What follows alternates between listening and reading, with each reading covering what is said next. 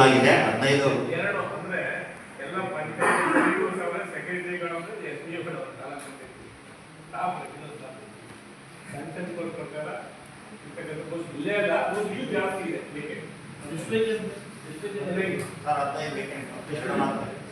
15 ಬೇಕೆಂಡಿಗೆ 2 ಮಾತ್ರ ನಡೀತದೆ. ಇದನ್ನ ಹೆಂಗೆ ಮಾನವರ ತೆಗಿಬೇಕಂದ್ರೆ ಆದ್ಮೇಲೆ ಒಳ್ಳೆ ದಾರಿ ಬರೋದು ಹಂಗೋಲಿಂಗ್ ಸಿಸ್ಟಮ್ ಮೇಜರ್ ಇರ್ತಕ್ಕಂಥ ಇಲ್ಲೂ ಕಂದಾಯ ಇಲಾಖೆಯಲ್ಲಿ ಮೇಜರ್ ನಮಗೆ ರೆವಿನ್ಯೂ ಇರ್ತಕ್ಕಂಥ ಸರ್ವಿಸ್ ಇರ್ತಕ್ಕಂಥ ಡಿಪಾರ್ಟ್ಮೆಂಟ್ಸ್ ಇಲ್ಲೇ ನಾವು ಸಫಿಷಿಯಂಟ್ ಆಗಿ ಅದಕ್ಕೆಲ್ಲ ಫುಲ್ ಮಾಡಕ್ ಆಗಿಲ್ಲ ಅಂತಾರೆ. ನಾವು ಏನ್ ಮಾಡಿದ ಪ್ರಯತ್ನ ನಾವು ಇದ್ದೇನು ಪ್ರಯತ್ನ ಅದೇ ಪಿಡಿಒ 16 ಇದ್ದಾರೆ ಸರ್. 14 ವೇಕೆಂಟ್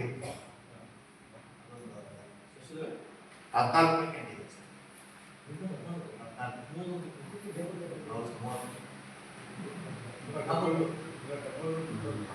ಎಲ್ಲ 2 ಮತ್ತು ರಿಕ್ವೆಸ್ಟ್ ಮಾಡ್ತಾ ಇದ್ದೀನಿ. ಏನು ಅವ್ನು ಕರೆದ್ಬಿಟ್ಟು ಚೆನ್ನಾಗಿ ಕಾಫಿ ಟೀ ಕೊಟ್ಬಿಟ್ಟು ಉಗಿಸ್ಬಿಟ್ಟು ನಾಳೆ ನಿನ್ನ ಅವನ ಬೇಡ ಅಂತ ಇನ್ನೊಂದು ತಗೊಳ್ಳೋದು ಸೀರಿಯಸ್ ಏನಾಗಿದೆ ಪರಿಸ್ಥಿತಿ ತುಂಬಾ ಅಗೌರವ. ಮನೆ ಇವರು ಇರ್ತಕ್ಕಂಥ ರೆಗ್ಯುಲರ್ ಹೋಗ್ಬಿಟ್ಟ ಗಜೇಂದ್ರ ಸರ್ ಒಳ್ಳೆ ಅಧಿಕಾರಿ ಸರ್. ಅವನು ತುಂಬಾ ಸಫಿಷಿಯಂಟ್ ವರ್ಕ್ ಮಾಡ್ತಿದ್ದ, ತುಂಬಾ ಚೆನ್ನಾಗಿದ್ದ, ವರ್ಕ್ ಇದೆ.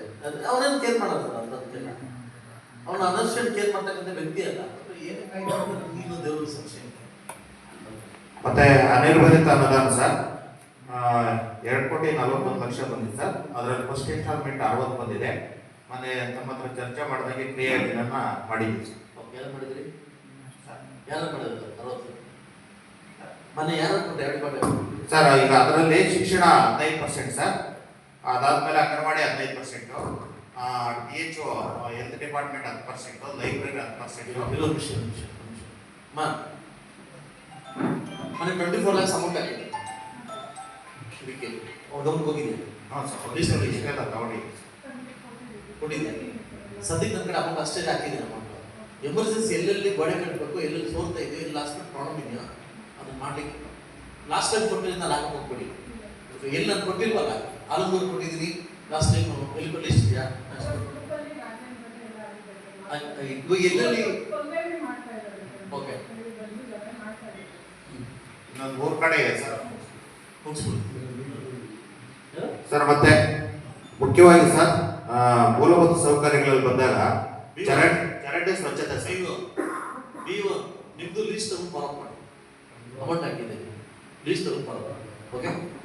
ಚರಂಡಿ ಸ್ವಚ್ಛತೆ ಸರ್ ಈಗಾಗಲೇ 22 ಪಂಚಾಯತ್ಗಳು ಕ್ಲಿಯರ್ ಆಗಿದೆ ಸರ್. ಇನ್ನೊಂದು 8 ಪಂಚಾಯತ್ ಇದಾವೆ, ನಡೀತಾ ಇದಾವೆ sir. Rural water supply AW ಇವರೆಲ್ಲ ಫಾಲೋ ಮಾಡ್ತಾ ಇದ್ದಾರೆ ಸರ್. ಮಂತ್ಲಿ ಮೀಟಿಂಗ್ ಮಾಡಿ ನಾವು ಸಹ ರಿವ್ಯೂ ಮಾಡ್ತಾ ಇದ್ದೀವಿ. ಮತ್ತೆ ಸರ್ ಮುಖ್ಯವಾಗಿ ನರೇಗಾ ಸಿಬ್ಬಂದಿ ಸುಮಾರು 10 ದಿವಸದ ಸ್ಟ್ರೈಕ್ ಮಾಡ್ತಾ ಇದ್ದಾರೆ ಸರ್. ಸುಮಾರು 10 ತಿಂಗಳಿಂದ ಸಂಬಳ ಆಗಿಲ್ಲ ಸರ್ ಅವರಿಗೆ. ಒಂದು 2ನೇದು ಮತ್ತೆ ಮೆಟೀರಿಯಲ್ ಬಿಲ್ ಸಹ ಲಾಸ್ಟ್ ಫೆಬ್ರವರಿಯಲ್ಲಿ ಬಂದಿದೆ ಅಷ್ಟೇ ಸರ್, ಇದುವರೆಗೂ ಬಂದಿಲ್ಲ ಸರ್.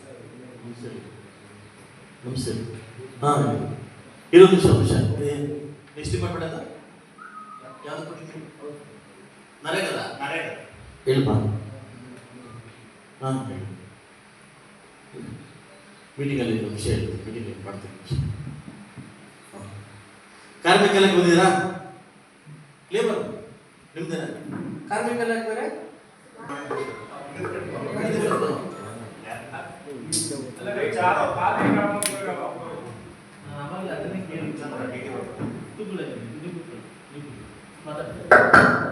ಸ್ಪರ್ಶ ಮಾಡಿಲ್ಲ ಮಾಡ್ತಾ ಇದ್ದಾರೆ.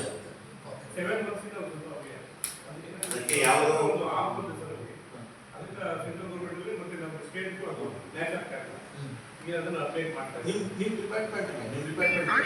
ಸೆಂಟ್ರಲ್ ಬಂದಿರೋ ಅಮೌಂಟ್ ನಾನು ಇಲ್ಲಿ ಮುಳುಬಾಗ ಬಿಲ್ಡಪ್ ಇರುವುದು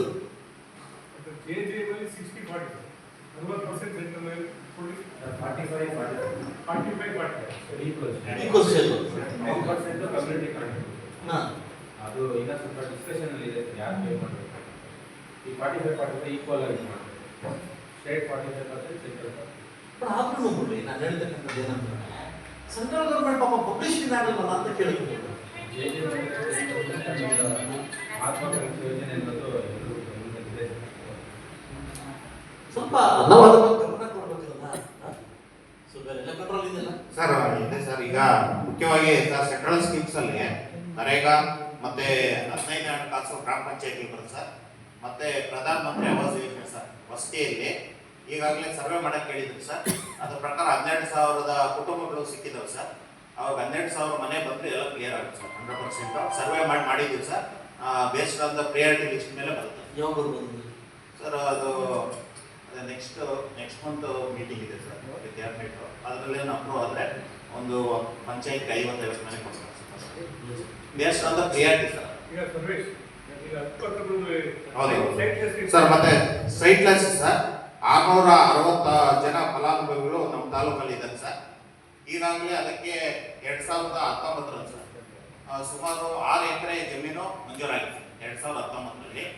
ಮತ್ತೆ ತಹಶೀಲ್ದಾರ್ ಮೇಡಮ್ ಅವ್ರಿಗೂ ಲೆಟರ್ ಕೊಟ್ಟು ADLR ಮೇಲೆ ಒಂದು 3 ಕಡೆ ಮಾತ್ರ ಜಮೀನು ಇದೆ ಸರ್. ಬೇರೆ ಕಡೆ ಕೋರ್ಟ್ ಕೇಸಸ್ ಇದೆ. ಅಲ್ಲಿ ಸುಮಾರು ಒಂದು 150 ಜನಕ್ಕೆ ಹಕ್ಕುಪತ್ರ ಕೊಡ್ಬೋದು ಸರ್. ಸರ್ಕಾರಕ್ಕೆ ಈಗ ನಿವೇಶನ ಮಾಡಬೇಕಂದ್ರೆ ಸರ್ 3,000 ರೂಪಾಯಿ ಒಂದಕ್ಕೆ ಬಿಡ್ತಾರೆ ಸರ್. Layout formation sir. ಅದಕ್ಕೆ ಗೌರ್ಮೆಂಟ್ ಕಳಿಸಿದ್ದೀವಿ ಸರ್. ಅಲ್ಲಿಂದ ಬಂದ ಮೇಲೆ ತಮ್ಮ ಅನುಮತಿ ತಗೊಂಡು ಆಮೇಲೆ ನಾವು ಸ್ಟಾರ್ಟ್ ಮಾಡ್ತೀವಿ ಸರ್. ಹೌದು ಸರ್. ಇದು